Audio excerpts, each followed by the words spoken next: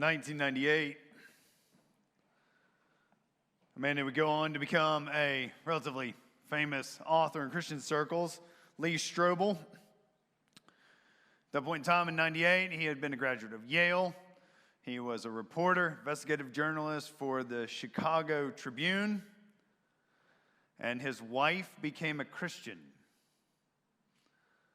The problem was he was a devout atheist.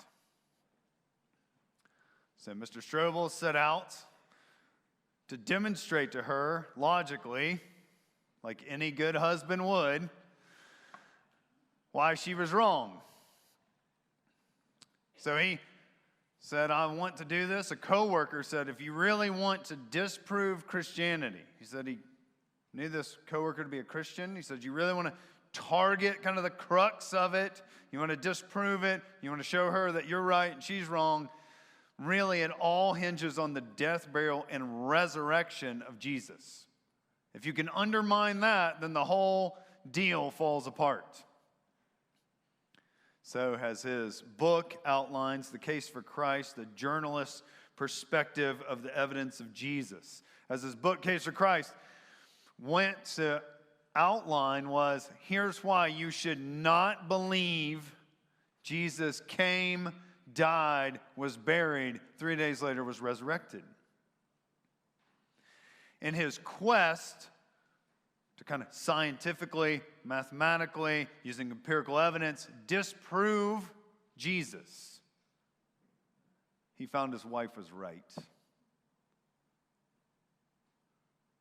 That the death and resurrection of Christ is not only true, it is enough to base your entire life on.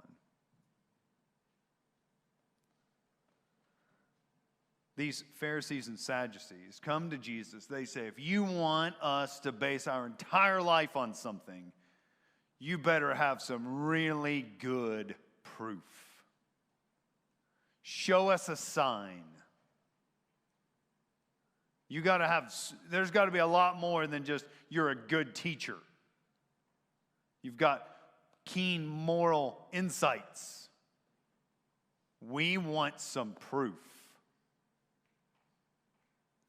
So really, they were atheists, non-believers in the true God, just like Mr. Strobel in 1998. So what's the proof that is needed to change your whole life that would justify you doing life in an entirely different direction? So we're going to walk through the passage, and I think there's kind of 4 spots of which we should stop. First, we must accept Jesus on Jesus' terms.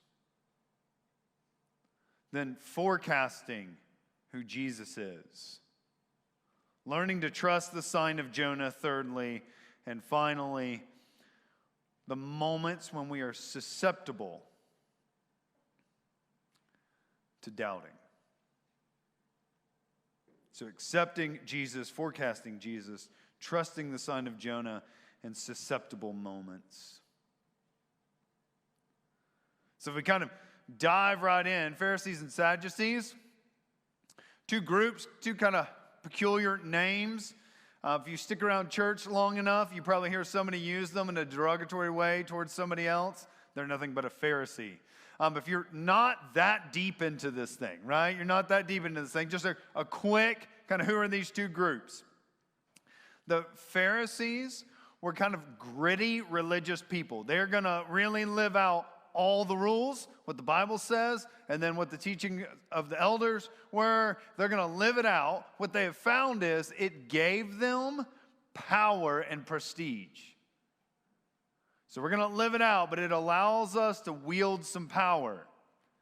The Sadducees were kind of on the other end of things. So the Pharisees lived in the red states. The Sadducees lived in the blue states.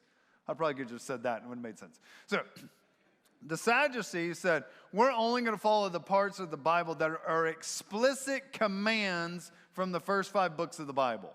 If it's an explicit command from the first 5 books, we'll go with that. Otherwise, we think you need to be a little more open in your approach, a little more liberal in your approach.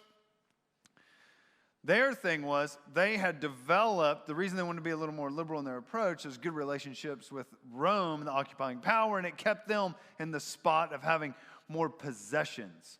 So, Pharisees are doing it for power, the Sadducees are doing it for money. Right? They're both using religion in real specific ways. However, they've become friends. Right? Enemies do that when they have a common foe. They've become friends, and now Jesus is in their crosshairs. So they show up together saying, Jesus, we want to believe in you. We just need a sign. Before we get into the details of that, did you catch Jesus' reaction? There's a lot of vitriol in his reaction. Right? He responds in a really stinging way.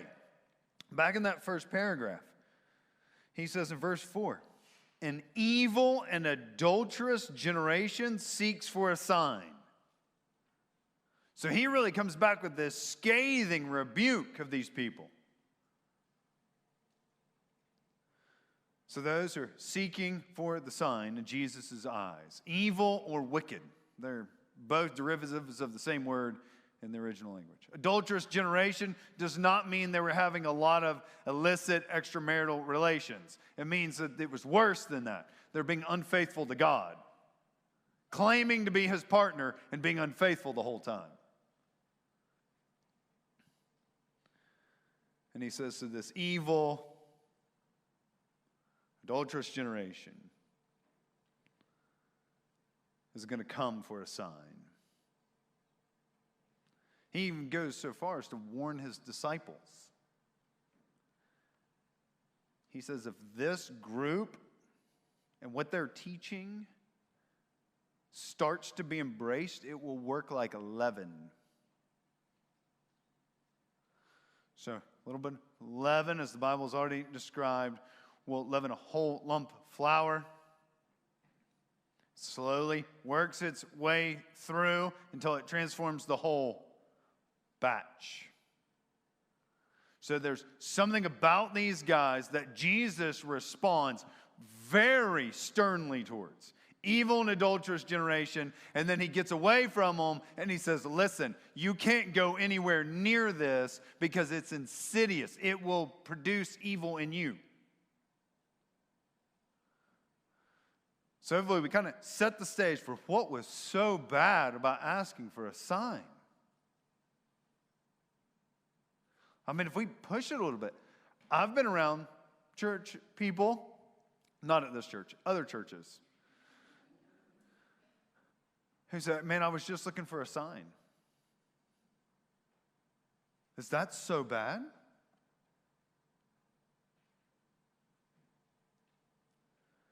So, Jesus is addressing that specific idea. Let me clarify that in just one way. We might be tempted to think, no, he's just talking about anything these guys teach, Pharisees and Sadducees. Well, we know that's not the case because we know later on in the book of Matthew, he tells them there's going to be times in which you should listen to the Pharisees' teaching, but you should not follow their way of life. So that kind of makes it a little more thorny. But I think that the answer really comes in the 12th verse. So he warns his disciples, their teaching has this evil component. We come back to it. Let me show you just something kind of technical, but I think it unfolds this better for us. Verse 12, he says, then they understood that he did not tell them to beware of the leaven of bread, but of the teaching of the Pharisees and Sadducees. So it's going to get technical. Bear with me for just a second. But of the teaching of the Pharisees and Sadducees. Correct grammar would say of the teachings of the Pharisees and Sadducees, but they are referencing the original language that it's written in the Greek appropriately. In the Greek it says, teaching singular, Pharisees and Sadducees plural. So there is a teaching that they have in common. One teaching that both possess. Does that make sense? So what is the teaching they have in common, and why would it provoke this question wanting a sign?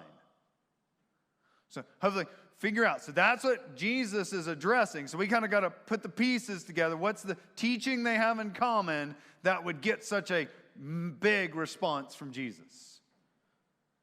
So Matthew clues us in. If God writes a book, you know it's going to be beautifully written, and that's exactly what we find with Matthew. So we go back to verse 1. And the Pharisees and Sadducees came, and to test him, they wanted a sign. If you test somebody, being really the key elements, if you give a test, you also are the one who defines the answer. If you provide a test to somebody, you think about it in the most basic terms. A teacher says, I'm going to test you. Well, the student cannot just put whatever they want because the teacher's defining what's correct or not. So they've come to test God. You need to be God based on what we believe to be correct about him. Do you see that? That's the test. You need to be God. We will accept you are God when you're God on our terms. If you're not God on my terms, according to what I think God should do, I'm not buying in. So I want God, but only on my terms. The reasons they would test somebody, I think, are obvious. You would say the most basic reason would be they don't really want to believe in Jesus. Right, so they come to him asking, you got to show us a sign from heaven. We have some specific thing in mind. It's not a genuine thing. We just don't want to believe and we want to show how ridiculous this is. Or at best, they want a Jesus of their own making. Maybe let me flesh it out, kind of modern terms. There's versions of this today. People don't want to believe in him. So they throw out tests. If I'm supposed to believe in Jesus as a good God, then why does this world have so much evil in it? Until all the evil goes away, I'm not believing in Jesus. Really is a way to just say, I don't want to have to believe in Jesus to begin with. I think there's a couple logical things we would respond to that type of thinking. Because it presumes if I cannot dream up in my mind any purpose for why a good God would allow evil, he must not exist. It could also be true that our finite mind can't comprehend the things of God. That is also a true premise. But what I've said at the outset is, unless you are God on my terms, God on my terms says, no evil in the world, I'm not buying in. The second kind of modern version of this, a Jesus of their own making, is somebody who says, I prayed a bunch of times for us to get out of that financial mess. We still had to declare bankruptcy. If God was real, he would have answered that prayer. If God was real, I would have had a sign from heaven.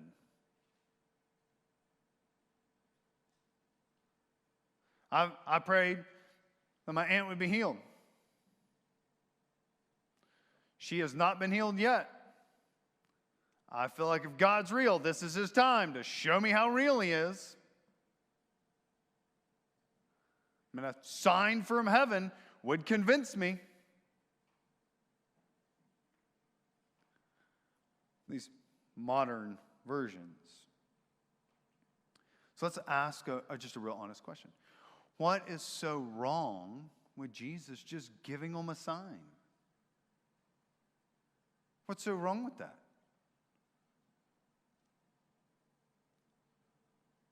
Maybe he would produce some converts. So think about how you might have answered that question. If you're in Jesus' shoes, or you could tell Jesus what to do. So Jesus answers it with this kind of weatherman forecasting illustration. Is that what you would have picked? So we come to our second idea, forecasting Jesus. So I would bet, because I read a lot of folks on this, we do not typically answer the question the way Jesus does. So much so that people almost even insert a whole other answer. So if doing something incredible would have proven to these guys once for all who he is, why not do it? If that's all it took. Or maybe he could have turned the tables on them. Right? When you sit around and think about the Bible all the time, you start to conjure up weird stuff. So he could have turned the tables on them and he'd been like, yeah, you want a miracle? You remember when he cast the demons into the pigs? Maybe he cast one of the Pharisees into a pig. They all go back home. Where's Jerry? Oink. Right? I mean, maybe he could have flipped the script. Or at the very least, he could have said to them what he says to his own followers in verses 9 and 10. Right? He says, do you not yet perceive, do you not remember the 5 loaves for the 5,000 and how many baskets you gathered? Or the 7 loaves for the 4,000 and how many baskets you gathered? Could he not have just said, why are you here asking me for a sign? I've done tons of signs. Go ask one of the thousands of people I've fed lately. But he doesn't go there either. Right? To me, that's how we would have answered it. Been like, I see you're just here to test me because you're not really buying in. It's not an issue of evidence. There's been plenty of evidence. But Jesus doesn't do that either. He doesn't give them the miracle to win them over. He doesn't point to his past miracles. Some have even said, gone so far in their writings to say, well, the reason he doesn't do it is because no amount of miracles would have won these guys over. So the reason he doesn't point to his past miracles or do a new miracle is because they weren't going to be won over no matter what you did. I would suggest to you none of those are true. Because none of them are what Jesus actually does. So Jesus, let's get to the kind of this weird weather pattern thing he does. He says in verse 2, he answers them. When it is evening, you say, it will be fair weather, for the sky is red, and in the morning it will be stormy today, for the sky is red and threatening. Red at night, sailor's delight. Red in the morning, excuse me. Did I say that right? Yes, red at night, sailor's delight. Red in the morning, sailor's warning. Right, we're playing on the same thing. These guys, he's like, you all are regular old Brad Panovich here. So, he's like, you can look around and kind of forecast basic things. You do have the ability to forecast. And you've missed this. You have missed the signs of the times. All right, so signs of the times is helpful. It's a language Matthew uses elsewhere. So, for instance, in Matthew 24, the first few verses, his disciples come to him after seeing the temple, and they say, what are going to be the signs of the end of the age? So they're constantly looking for the signs of the time they're in. So at this point, he's saying, you should have recognized, been able to forecast what you now see. The signs of the times you're currently in. He used the same logic with John the Baptist. Back in Matthew 11, verses 4 and 5. John was saying, are you really who you claim to be? Jesus says, go and tell John what you hear and see. The blind receive their sight, the lame walk, lepers are cleansed, and the deaf hear, and the dead are raised, and the poor have good news preached to them. So here's the way the forecasting works. What he said to John was actually paraphrasing Isaiah 35, verse 5 and following. So here's the logic. The Old Testament told you what to look for. The Old Testament gave you the prediction, the forecast. Jesus is saying, he has now come and introduced the kingdom of heaven, and you don't realize it. You've had the Old Testament forecast all along, and now you've missed it. The irony of that is just in the preceding chapter. There was a group of people in a whole other country that got it right. They just saw Jesus for who he is. They said, look, this guy's healing the blind, the lame, the crippled are walking. So he was telling them, here's the only sign you're getting. The sign of Jonah. So again, go back to the Old Testament. It forecasts Jesus.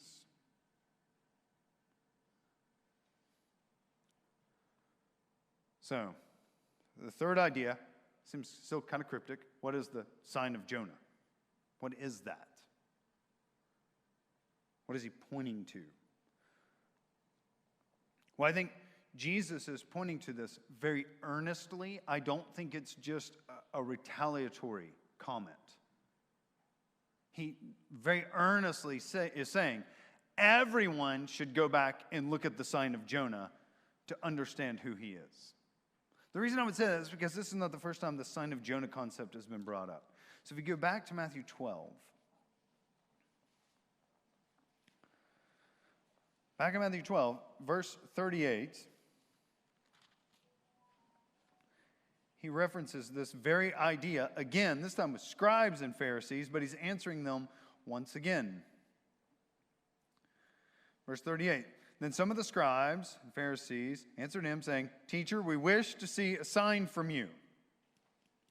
But he answered them, an evil and adulterous generation, starting to sound familiar? Seeks for a sign, but no sign will be given to it except the sign of the prophet Jonah. Our explanation, verse 40. For just as Jonah was 3 days and 3 nights in the belly of the great fish, so will the Son of Man be 3 days and 3 nights in the heart of the earth. The men of Nineveh will rise up at the judgment with this generation and condemn it, for they repented at the preaching of Jonah, and behold, something greater than Jonah is here. So the sign of Jonah is this forecasting of what Jesus will experience, being buried in the heart of the earth for 3 days and 3 nights to be raised again. And when people truly see that that has transpired, it leads to their repentance. I want to turn away from everything I have known and follow you. The death, burial, and resurrection of Jesus produces it, changes life.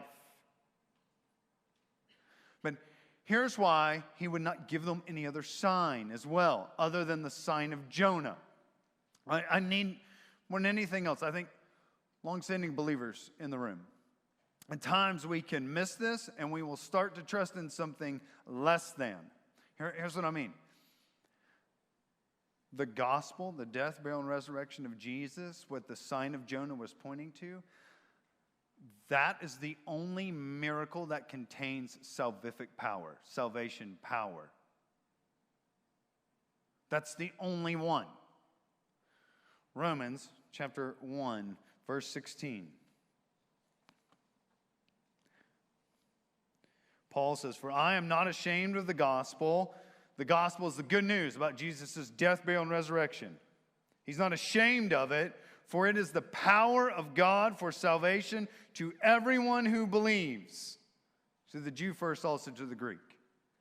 So the death, burial, and resurrection, that miracle alone is the one he wants them trusting in, because that miracle alone is where salvation is.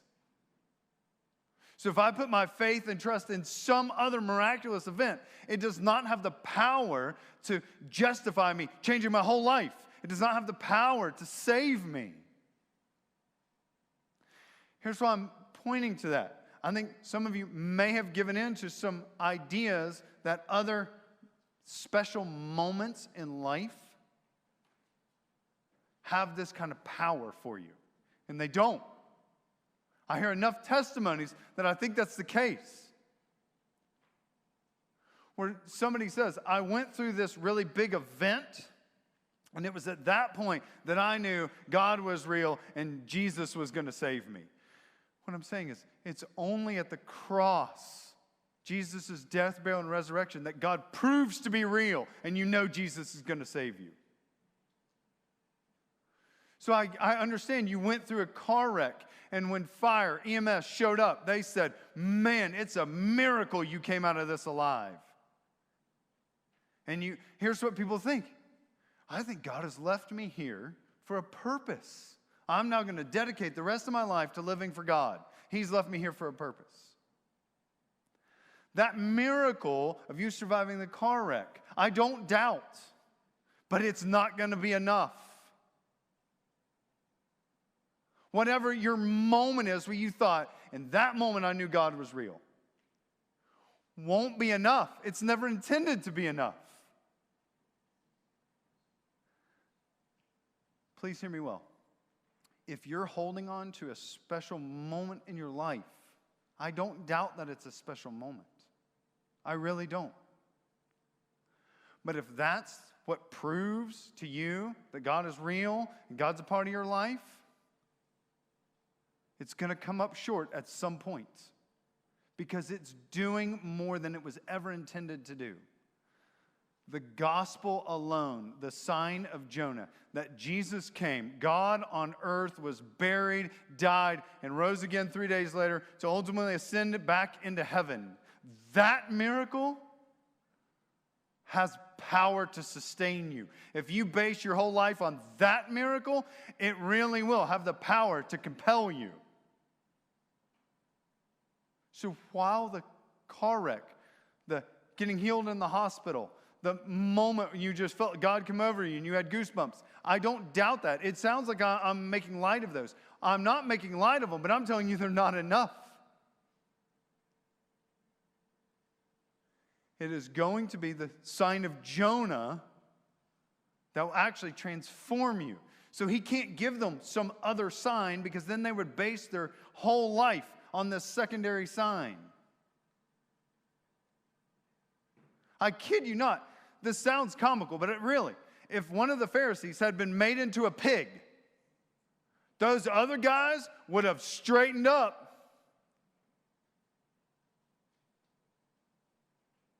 But that would not have been enough to sustain them. It's not saving in and of itself. It might have shown that you better not mess with Jesus, but that's about the extent of it.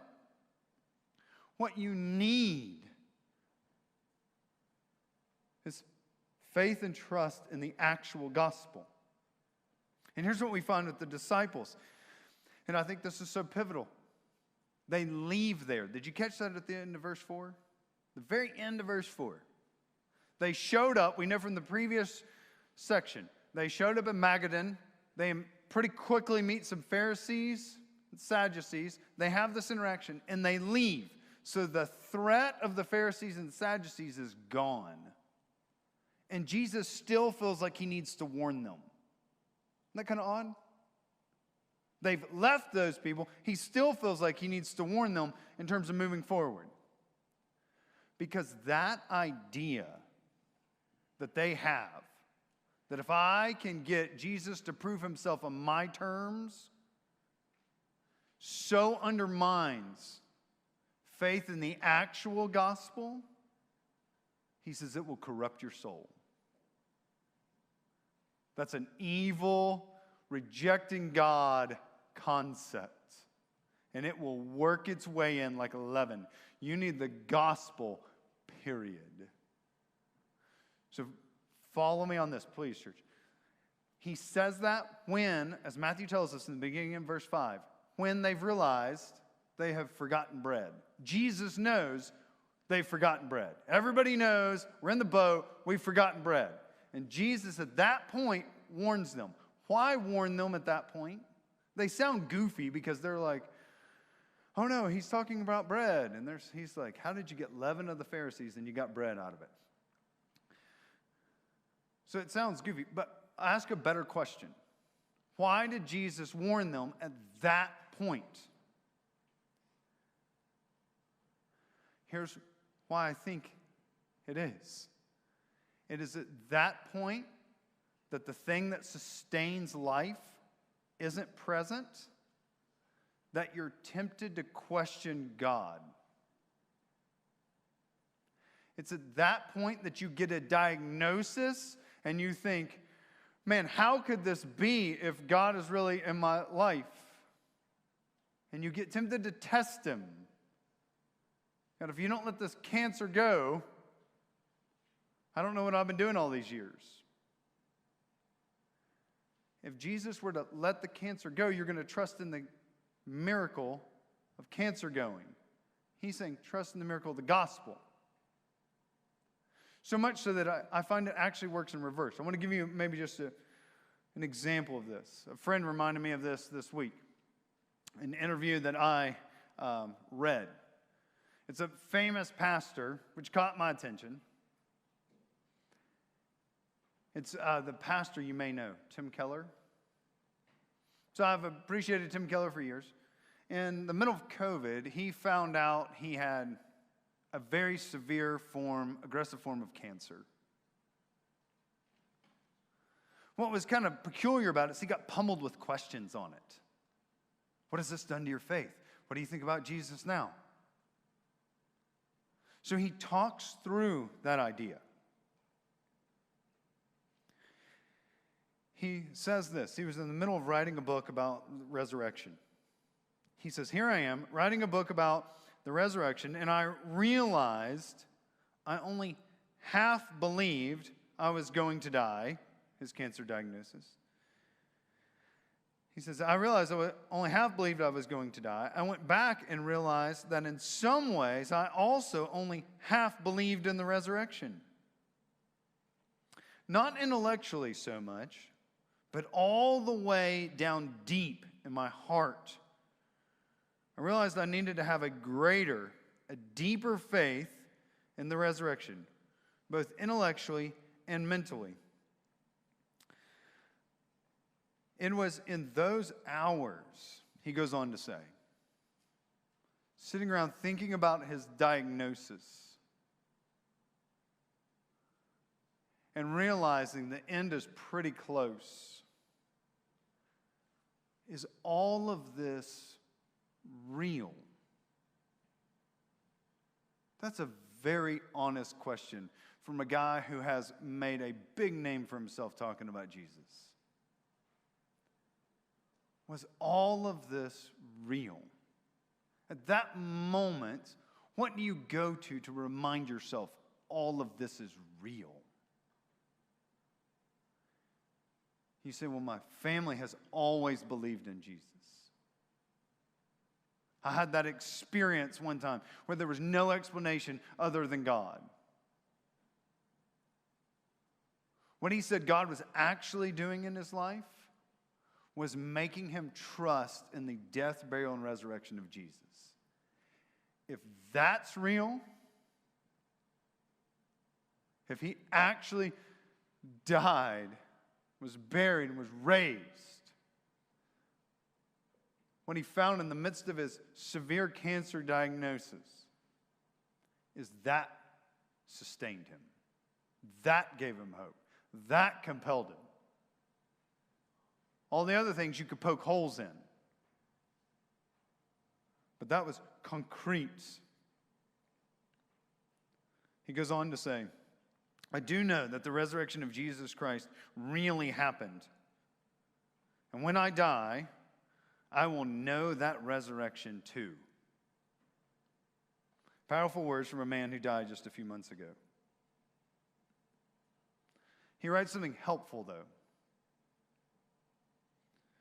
It's possible to practice this in smaller deaths that we all experience, such as the loss of a career, a friend, or a loved one.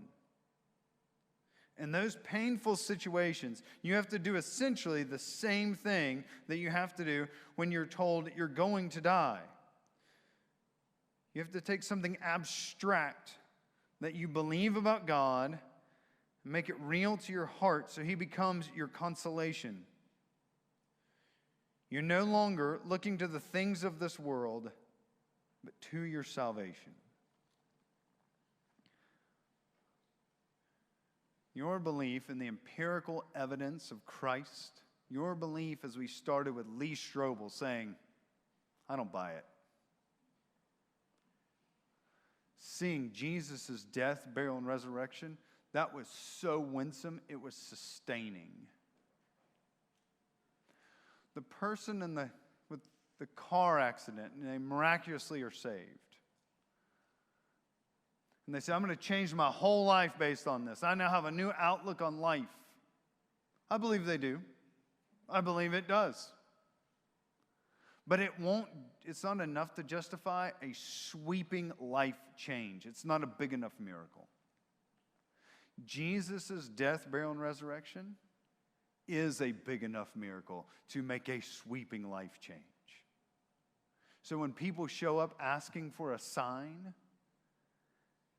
he says the only sign you're going to get is the forecasting from Jonah and him being 3 days, 3 nights in the belly of the fish to be resurrected again. Is not because he wants to give just kind of a vague response. He genuinely is pointing them to the thing that would actually be a big enough sign for them to change from their atheistic ways to following Christ. It's a big enough sign to sustain his followers in moments of doubt. And you try to go back to, man, is this thing all legit? We go back to Jesus' death, burial, and resurrection. I know that because he is speaking to me. As a college student, I read Mere Christianity. One of C.S. Lewis, I think he's well-meaning, but I think he's misguided. One of his suggestions is, if you have a moment of doubt, then think back to when God was most real and let that hold you up. I'm paraphrasing, but not by much. Think back to that experience that was really real and let that hold you up. I took that full force for a long time. I'd seen a handful of things happen in my life where I would pray about something and then it had transpired and I thought, man, God is so real. The problem is, those miraculous things that happened in my life were so limited that they couldn't sustain a new area of doubt. So it might have told me that God will provide for me, which is a great thing to learn. But then I think, well, what about not just God's provision? What about eternity? How does that provision teach me about? So I would pop up new areas of doubt. I think what Jesus would have told C.S. Lewis is the same thing he told these Pharisees. You don't need some other sign. The sign you need is the gospel. That Jesus has died for you, that he was raised 3 days later. This proven, evidential miracle is enough to justify your entire existence. If you don't know that from either side, maybe you've based how real God is on something in your life. Maybe you've never come to actually put faith and trust in Christ that way. You're still looking for something to win you over. I want to encourage you, nothing is going to be more winsome than the sign of Jonah. Would you please stand as we sing this final song together?